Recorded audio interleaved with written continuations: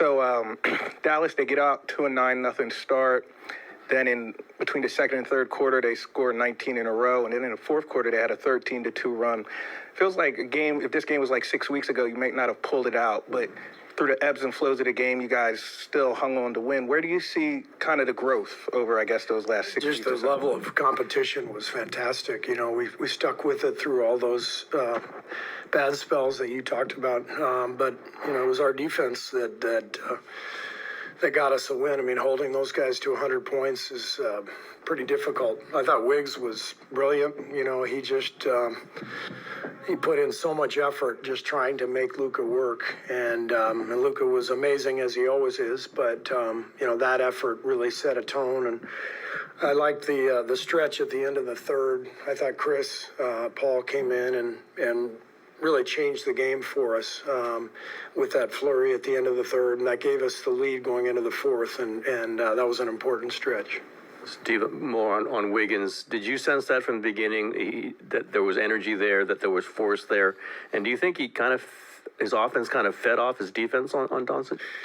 Yeah, I mean, Wiggs has been playing really well, you know, really good two-way basketball now for a while. He had an off night in San Antonio the other night, but overall, you know, he's been aggressive offensively. He's getting downhill, and he's defending at a high level. I just think he's in a really good rhythm. He's in feeling good, you know, physically, and playing at a high level. He was definitely, you know, connecting the game tonight, you know, in terms of the defense on Doncic and just overall energy, leading to some really good offensive possessions as well. It's been kind of like all defense for you guys during this 5-game win streak. How believable is this stretch, and what about it, you know, makes you feel like it's sustainable? Well, you know, this team obviously is playing at a really high level. They were probably the hottest team in the league coming into tonight. They made a really difficult trip, by the way, and obviously with the schedule shift. You know, they were in Sacramento for about 4 days and then flew to Houston and turned right around. And of course, now we're about to do the same thing. But for them, it was a pretty rough trip. Man, I appreciate, not that we had any choice, but the fact that, you know, everybody, you know, shifted the schedule around to make this work. You know, that's meaningful. But I just think that, you know, that's a great team, regardless of fatigue and the flight and all that. They're still really hard to guard, and we held them to 100 points. So to me, that's a good sign that what we did on the road was not flukish. Staying on the defensive end, what did you think of Draymond's defense tonight, specifically that block on Gafford, and what did that do for you guys down the stretch? Yeah, that was probably the key defensive play of the game. It was just a massive play. I thought he was going to go up to try to foul him, and he just had the right angle for the block, and that was a huge play. And Draymond was brilliant defensively, as he has been, you know, for a while now, and that's he's one of the reasons we've been able to kind of turn the season around. You talked about Chris Paul's flurry in the third to bring you guys up in the fourth. Can you talk about what he's done throughout the season in terms of leadership and his skills? Yeah, Chris is amazing. I mean, for him, you know, he never came off the bench once in his entire career until this year. So he set a tone with our team of unselfishness and commitment to the group. And, you know, he started some games early and then came off the bench again. And, you know, he's sort of, his role has shifted a little bit, but every single day he's in there working.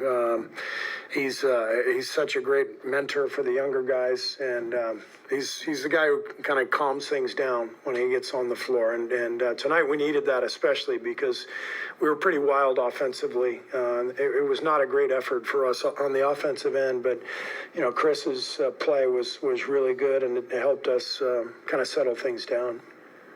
Beyond Chris, how much did the bench sort of change things? I mean, Podziemski is plus 17, and Payton seemed like he had a big impact. There was a stretch there, third quarter, where really the bench played better than the starters did. Yeah, Moses had a great game. Moses, you know, BP. I thought Loon played important minutes for us, so it did feel like the bench group kind of changed the game for us tonight. Steve, you guys have leaned on Steph and Clay for your offensive punch for so long. Over the course of this year, you can see that that's changed, obviously. And how important is it that, other guys step in with double-digit scoring game, like Moses off the bench, like Wiggs tonight? I mean, how important is that formula for you guys to try and make a run in the postseason? Yeah, we need that. And this season has been, I think, about that transition. The younger guys playing more and producing more, and the older guys, handing over some of the responsibilities. And I think we've found a pretty good mix. It's we're finding a groove at the right time. A lot of guys are playing well. And we need everybody because every night feels a little different with this team. Steve, what happened with the double timeout there? Was that just you wanted extra time, or? No, because we inbounded the ball and took and didn't take the timeout before we inbounded. We used the second one to advance the ball. So I didn't want to get a turnover in the backcourt underneath our own basket or an 8-second violation. Because 2 seconds had already come off the floor, off the clock. And so in order to advance it, you have to take another timeout. And I think I've asked you this before some other games, but almost a playoff feel. Do you want your players to feel like this is like a mini playoff? Like you gotta win? I mean, these games are good for us because, we're right on the edge and we have to win almost every game, and it forces us to be sharp. Part of Chris Paul's big night you're talking about was he just was hitting his jumper. How useful can that be, and how much more maybe do you want him to at times look for that mid range that he made a career of? He's had a great shooting season. After the first month or so, he didn't shoot the ball very well, but over the last few months, he's really shot the ball well. We need the scoring. He comes in and he generates shots for others, but also for himself, and it's really been a great dynamic to add to our team. It's always been an issue when Steph comes off the floor over the last decade, but Chris, to me, gives us probably the best ability over the last decade with that second group just to come in and take over a game, and he's done that numerous times this year. Steve, you've been pretty open about checking the standings every day.